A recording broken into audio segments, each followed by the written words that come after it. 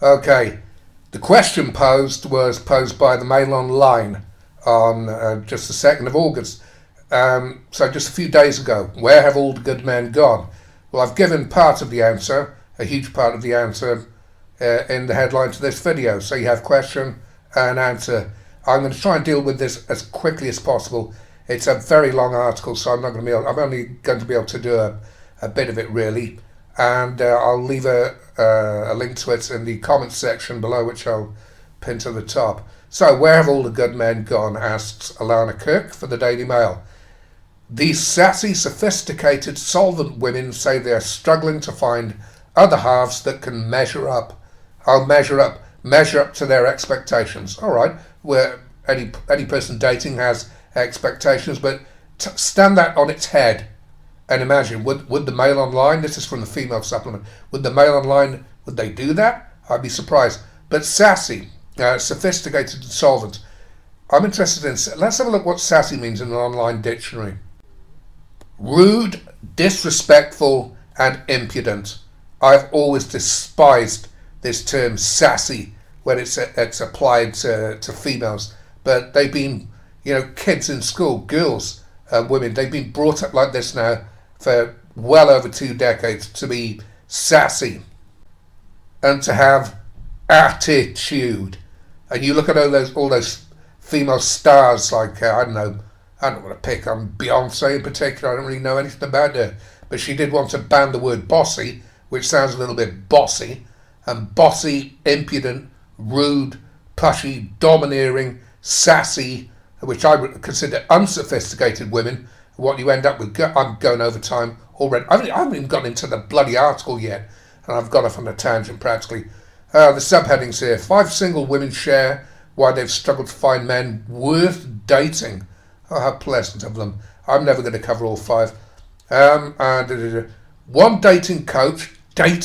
Now they need dating coaches. Do men have dating coaches? I don't think so. Now, you think of all the animals that women have love comparing men to. Rats, dogs, pigs, apes, snakes, and so on and so forth. There is no other female of a species in the animal kingdom that requires dating advice or mating advice or any kind of bloody advice. They just get on with it. It's just the feeble-headed fucking female of the species. And this one's about old women. Well, I say old, I mean, in their 40s and 50s, whatever. But I'm thinking of the young women already, because they're going to find when they get into their 30s, I'm hardly going to cover this article at all now, they're going to find when they get into their 30s to mid-30s, when as men are waking up so quickly, that they're going to end up in a position, once they've hit that 43 barrier, when they can, the overwhelming majority of women are incapable of having children, they're going to realize that their entire ancestral lineage, their unique genealogical bloodline, totally unique to them, they've just thrown it all away. They've thrown it all away for what? They are the only generation of women that, it says here, sophisticated. They're so sophisticated, they not only, in many cases, young women I'm talking about, can't breed, they can't even work out why they can't breed.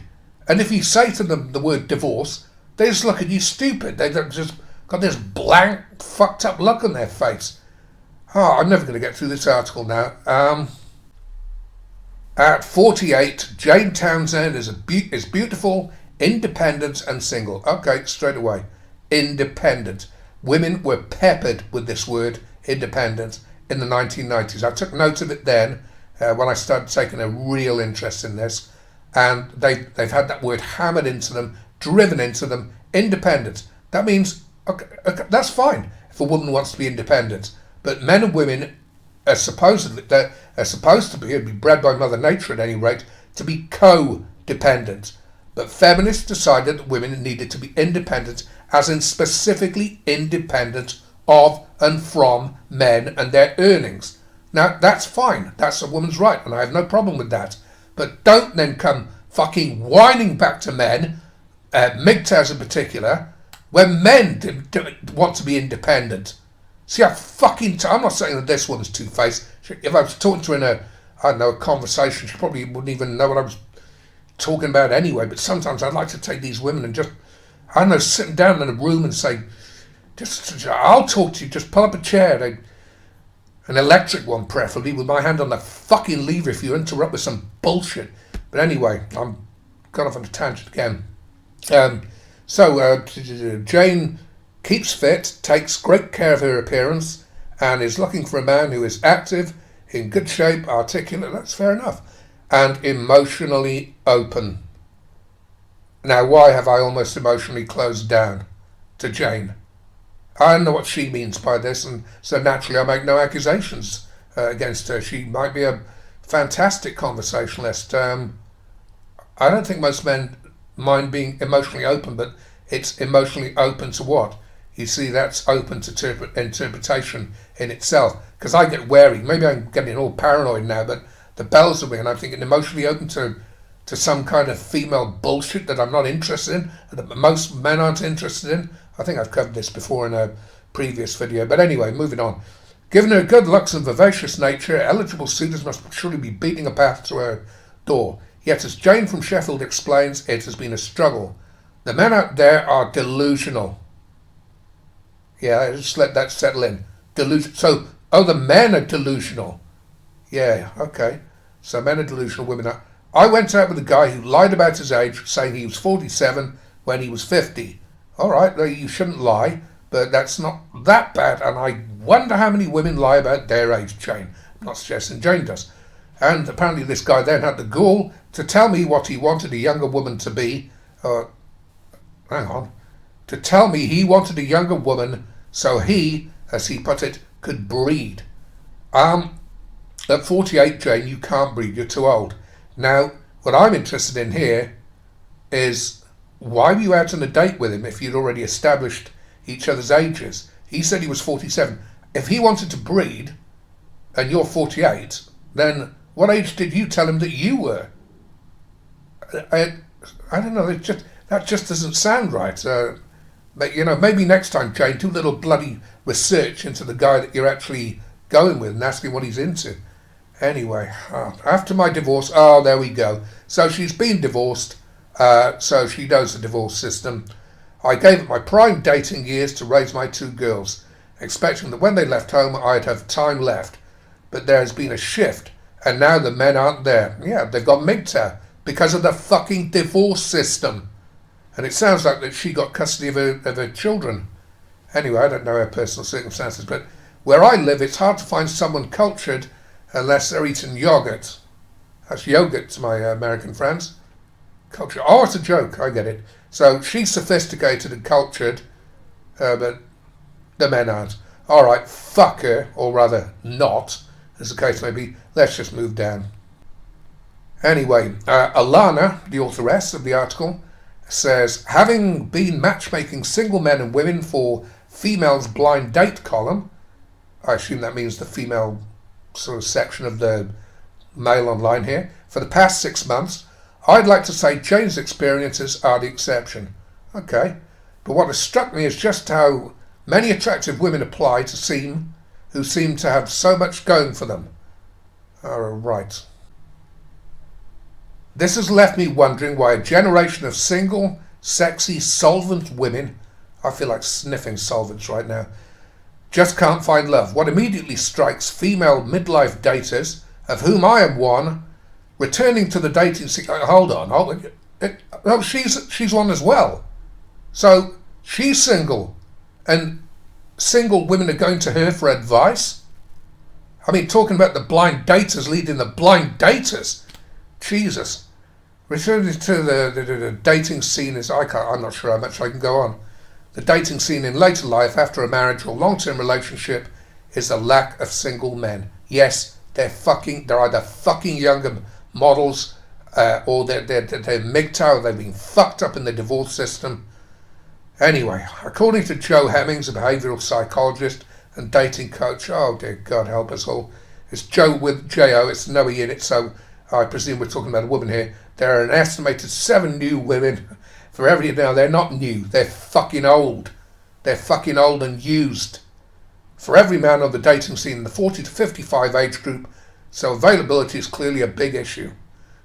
That suits me fucking fine. And by the way, I just throw this in. There's for those of you who aren't British, I don't know if it's still going. Isn't there a magazine that the homeless sell to keep themselves from not being homeless? The Big Issue. I don't know why that just sprung to mind. Maybe I'm just thinking about the fact that there are so many men who've been ground through the divorce system, churned out, and the ones who haven't committed suicide. And okay, they're a minority, but in terms of numbers, it's incalculable. And loads of them end up homeless and selling the Big Issue in order to keep off park fucking benches. So, skipping down, when Jo coaches women on dating, she tells them to accept the reality. It's just a fact that there is a lack of available decent men. Well, how very nice of her. A lack of available decent men. I wonder if Jo ever considered the possibility that there's an incredible lack of decent women left in this country. Which she'd call me sexist. But of course she's not. She's correct. She continues, it's tough when you're looking for love. You have to realise it's not about you, it's just a numbers game. But the numbers don't tell the whole story. Men indoctrinated over generations to pursue younger women are instinctively reluctant. Right, I'm stopping right there. Men indoctrinated over generations. No, men aren't indoctrinated. This is Mother Nature. This is not a generational thing. You have if you want to look in time at this in terms of a timeline, you can have a generational perspective, a historical perspective, or you could have a cultural perspective thrown in, but a genealogical perspective or an evolutionary perspective, you're talking about millions of years of evolution before humans could even speak. Males are not indoctrinated to pursue younger women. It's in their genealogical interest. This should be screamingly fucking obvious. I'm not even going to go on further on that point because I'm quite sure I'm preaching to the converted here. But anyway, men need to open their eyes to the amazing women in their own age bracket. Oh, fuck. Let's go further down. Online dating coach Susie Parkus says, another online dating coach. How many of these women are there? How much? There's a living to be made out of this. I mean, if I could just change my no, fuck it. I'm going to say change my attitude. Fuck that. A man who has aged well, has a good outlook on life, a joie de vivre about him, and who has seemingly done well for himself, is very attractive to his peers. However, for the most part, he is drawn to younger, sexier, more vibrant models. Yeah, naturally, you're going to take the best that you can get, and the younger, the better, because they're more fertile. It has a lot to do with his self-perception. No, it has a lot to do with Mother Nature in terms of being able to choose who and what he wants in a partner, because he has the right to, given that he is in high demand. Yeah, I just love the fact that this whole shit, which I knew it was, back when I started doing this in the 90s, I knew that this was all going to backfire on women and that in the end, they'd be begging to men. I don't think I'll go on much longer than that because I think I've made the point. Let's have a little look. Now, I think I'll just I'll leave, like I say, I'll leave a link to the article in the comments section, and you can read it all if you wish, because there's so much longer to go, and I've gone over time already. So just have a look at the top comments in the comments section to see what people think.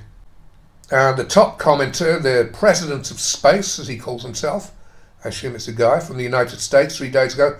It's because every man they meet has already been taken for a ride and had his pockets emptied by one of the other ones. Nice one, President. Rider Files comments, so many women I've come across want everything. A man who's slim, good hair and physique, own house, car, etc., but don't want to bring anything to the table themselves. Now come on guys, how many times have we heard this? It's a fact. And he continues, it takes two to make a relationship, and those women are just users. Well, I can't make the accusation. That's just his opinion.